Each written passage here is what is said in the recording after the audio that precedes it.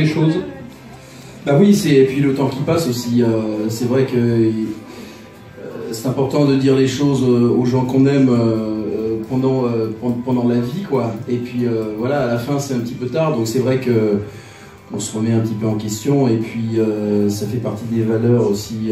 Voilà, il est important, comme on aime entendre des belles choses, on aime bien, il faut les dire aussi à d'autres. Il y a 2 titres extraits du nouvel album. Le premier, Dernière lettre.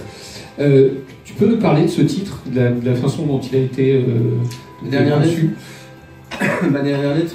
Oui, alors moi j'ai beaucoup travaillé, on va dire, c'est un peu old school, à l'ancienne. J'ai demandé à Arnaud Santamaria, avec qui j'avais travaillé déjà dans le passé sur d'autres albums et d'autres chansons, de venir chez moi. Et c'est vrai qu'on a beaucoup parlé, et ma dernière lettre est née d'une semaine de discussion à peu près, où je me suis pas mal livré à lui. On a beaucoup parlé de la vie, et puis des choses en général, et puis c'est vrai que l'idée de faire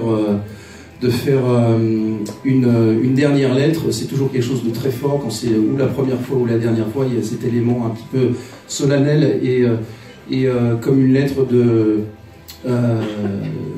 passage et de transfert, en fait.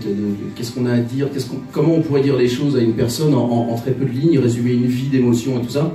Donc c'est toujours un exercice un peu difficile, et puis il a mis des mots magnifiques sur ma musique, et on l'a écrit tous les deux en même temps, voilà, chez moi.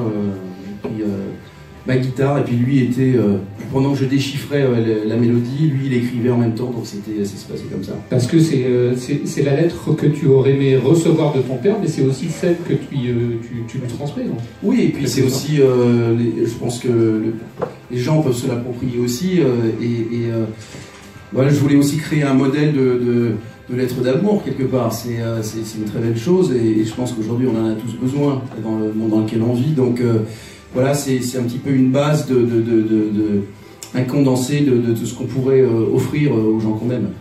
Merci David, on revient très vite sur Chérie.